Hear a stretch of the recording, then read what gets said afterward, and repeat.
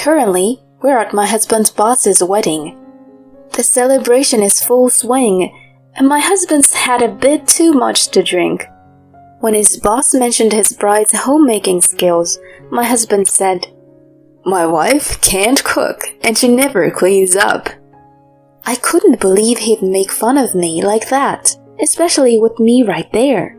I shot back, "Should you really be critiquing your wife's housekeeping skills when you're lying about business trips to stay at your mistress's place?"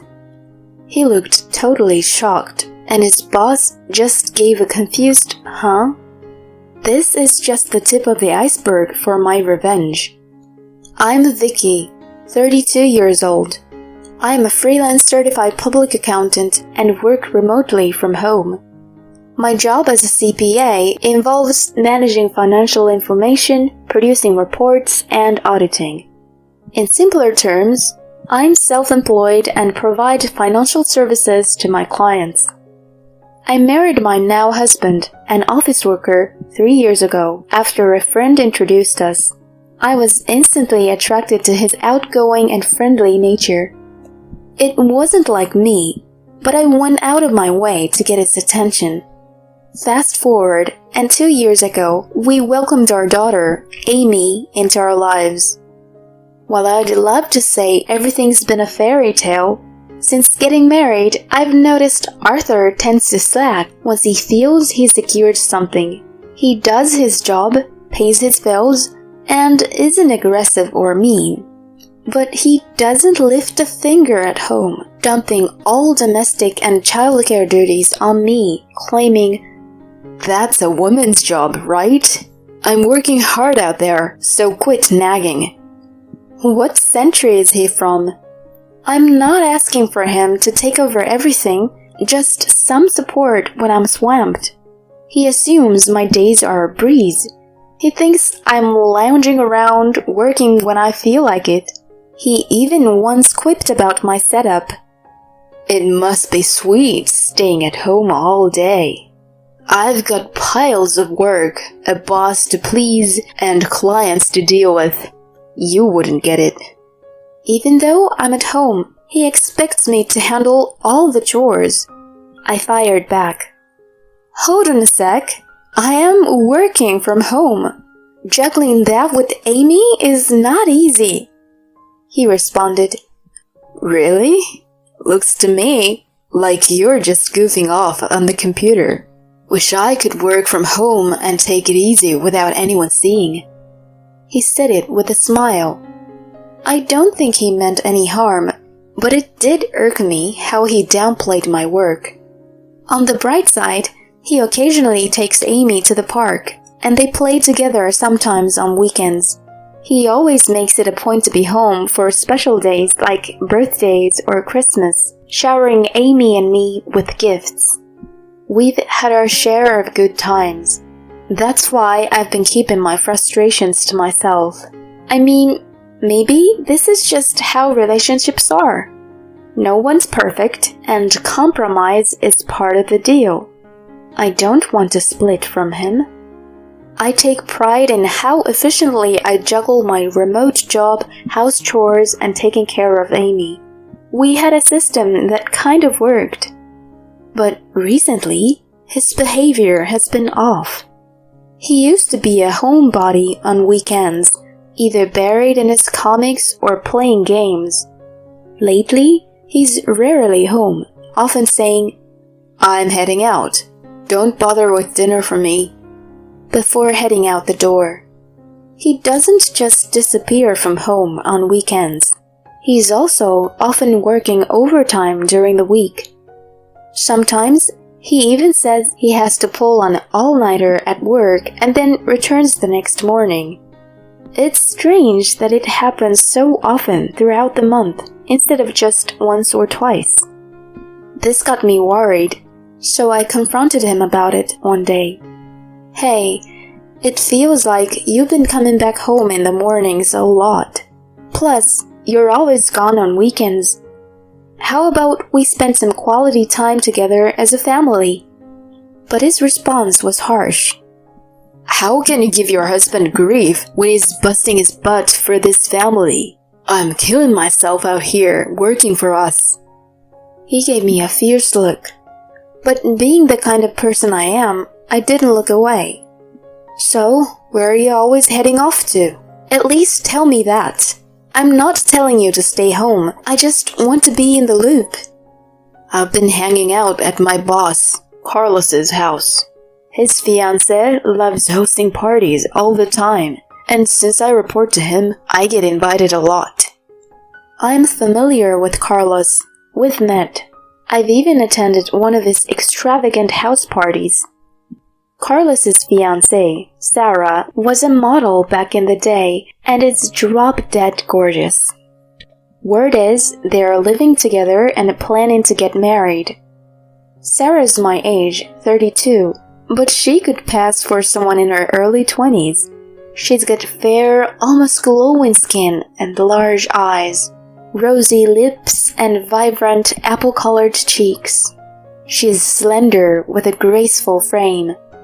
Even seeing her as another woman, I had to admit she was a knockout. But personality-wise, she left a lot to be desired. Sarah, I remember the first time I went to their house party and she walked up to me. That's a memory I wish I could shake, but can't.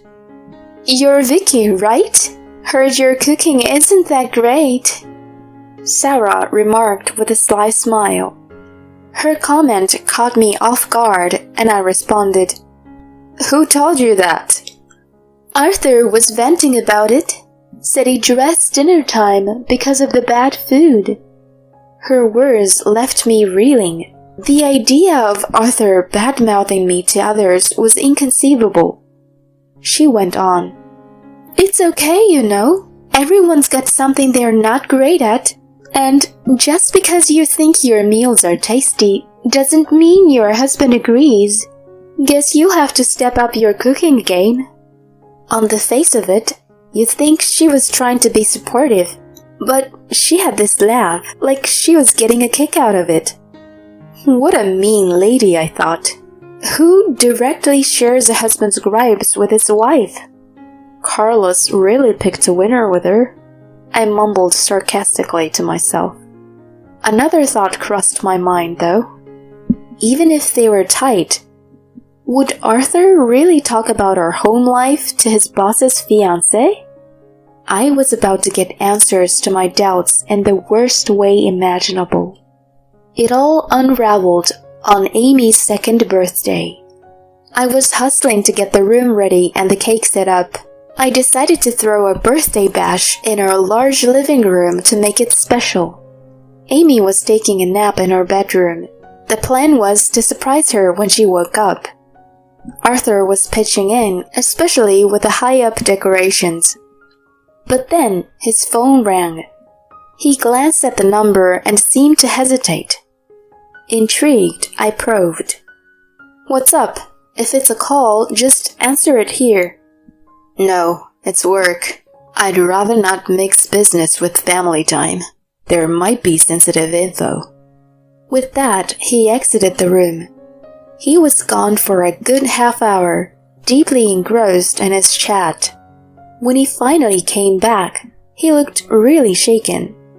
Out of nowhere, he raised his voice at me. I got called into work. I'm heading to the office now. Out of nowhere, I was caught off guard and tried to hold him back. Hold on, are you really going to work now? Today is Amy's birthday. He brushed past me, giving me a frustrated look. Get the picture. There are bigger things at play here. Don't hold me up. With that, he bolted out the door. I was stunned by his abrupt reaction. His words kept replaying in my mind. How could he downplay our precious Amy's birthday like that? Why would he be so thoughtless? He told me he took the day off for this. What work emergency could be more pressing than Amy's day? I decided to peek in on the sleeping girl. She looked so serene. It would break her heart to learn her dad missed her birthday when she wakes up. Not knowing how to process everything, my mind was spinning. But then it hit me. I checked something in the kids' room and was horrified by my find. Anger welled up inside me. So that's what's been happening. That's the real reason he dashed out. I won't forgive him for this. The next day, Arthur came home like nothing happened. Flashing a grin, he said, "Sorry about yesterday." I replied with a smile, "It's all right." But inside, I was plotting my next move. After a while, he filled me in about Carlos and Sarah's upcoming wedding. Turns out, she was expecting, so they sped up their wedding plans. We got an invite, and I had my own plans for their big day. Everything was going off without a hitch at the wedding. Arthur was living it up, sipping enough to get rosy cheeks. As I nibbled my food, I kept an eye on him. Just then, the couple of the hour, Carlos and Sarah, walked over. Sarah, in her stunning wedding gown, turned heads left and right. All the men there couldn't get their eyes off the princess. Smiling wide, Arthur patted Carlos on the back. "Carlos, congrats!" Then he asked Carlos, "What's your favorite thing about Sarah?" A bit shy, he answered, "Her cooking, I think." Chuckling, he added, "That's totally not like my wife. She struggles with house stuff. Bad cook, not the best cleaner. Wish she could pick up a few tips from Sarah." It was pretty gutsy of him to diss his wife with her right there. Sarah let out a laugh at his comment, while Carlos smirked and said, "You shouldn't talk bad about your wife like that," he cautioned Arthur. Seeing my moment, I jumped in. "Bad cooking and cleaning? How would you know? When you're always out on fake business trip, sneaking off to your mistress's place." Both Sarah and Arthur looked surprised at my words, while Carlos blurted out a confused, "What?" Pushing forward, I said to him, "Carlos, you were out of the country for a month recently, right?" Oddly enough, my husband was gone at the same time. Are you connecting the dots? At first baffled, realization dawned on his face. "Wait, what are you hinting at?" he asked, his voice shaking a bit. Keeping my cool, I spelled it out. "It's pretty simple. Arthur was at your place the whole time, just him and Sarah." Carlos's eyes widened in shock, darting between Arthur and Sarah. My husband seemed rattled, and Sarah shot me a piercing look, biting her lip. "Really? Don't throw around baseless claims. I'll take you to court for slander." Boosted by Sarah's feisty response, Arthur also began to berate me.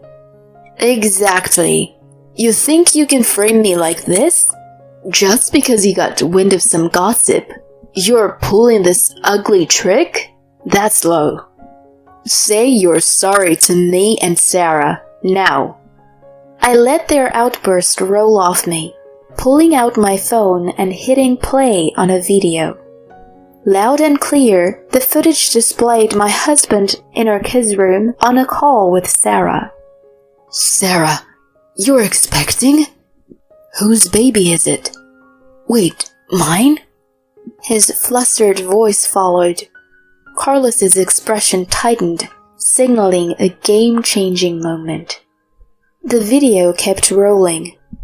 "I was with you the whole month Carlos was traveling. What should we do? Neither of us wants to split from our partners, right?" And then the kicker. "Okay, we'll fast-track the wedding, and the kid will be known as Carlos's. Best that way. If my wife finds out, it'll be a nightmare. Just keep it between us. We gotta figure out as soon as possible." The clip wrapped up. Since I played it so loudly, Everyone around us was all ears, setting a scene abuzz. A nanny cam in the little one's room had caught the whole thing. I got it because our toddler, Amy, is a little firecracker and prone to getting into mischief. I kept quiet about the camera, anticipating Arthur would grumble, going, "Total waste of cash. We don't need it." So, clueless about the camera, he chose the kids' room for the risky call with Sarah. What followed was sheer pandemonium, with Carlos absolutely fuming. "Sarah, what is this about? You said it was my baby. Were you playing me all along? And you, Arthur, after everything I've done for you, you chased my fiancé?" Sarah started crying. "I'm so sorry. I lost myself. Please, just calm down." Arthur scrambled for words. "I can't apologize enough. Hear me out. There's a reason behind it." The scene was bedlam. Needless to say, the wedding was off. "We'll hash this out later," Carlos muttered to me, lowering his gaze. With eyes blazing, Carlos escorted a weeping Sarah out, followed by both of their families. She was in for a storm from both sides. What remained was a mix of bewildered guests, me, and shell-shocked Arthur. "You planning on hanging around like a statue?" I said, and he snapped. "What did you just unleash, making a scene like that? Crying foul? All because you hooked up with your boss's girl and she's expecting, no less." Stumped by my response, he glanced downward, then hit me with puppy dog eyes. "You're not thinking about a divorce, are you? With all the dust settled, you've gotta feel better. Amy needs both her parents. Sarah and I are done. We get a redo, right?" More than ire, I was taken aback by his brazen plea. Did he honestly think we could just hit the reset button after all of that? The real reason he doesn't want to split is because Carlos is onto him about the affair. From the get-go, Arthur hasn't been making a lot of money, and after this mess, his job's probably on the line. If I go after him for alimony, his life's definitely taking a nosedive. That's his main reason for dodging a divorce. How self-absorbed is that? I let him have it. "Cut the crap! We're getting divorced! There's no walking this back. I'll be coming for compensation from both you and Sarah. Plus, I want child support. Get ready." Hearing this, he just lost it, tears and all. "Please, don't go there. I'm really begging you here. My pay isn't great, and I swear I'm done straying. I'll do whatever you say from here out. I seriously messed up. Just think about the divorce." "Why would I believe a word from you? You even spaced on Amy's birthday. A loser like you around isn't good for my daughter. Just steer clear of us." "Please."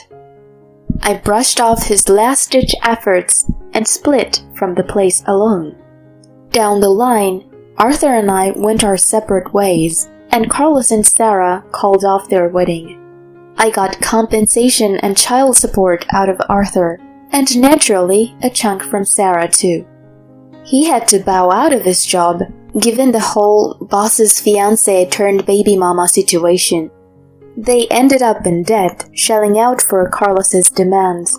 Word is, Arthur and Sarah got married because of the baby, but they're living in the red, dodging bail collectors. Frankly, I'm unfazed hearing about it. They reaped what they sowed.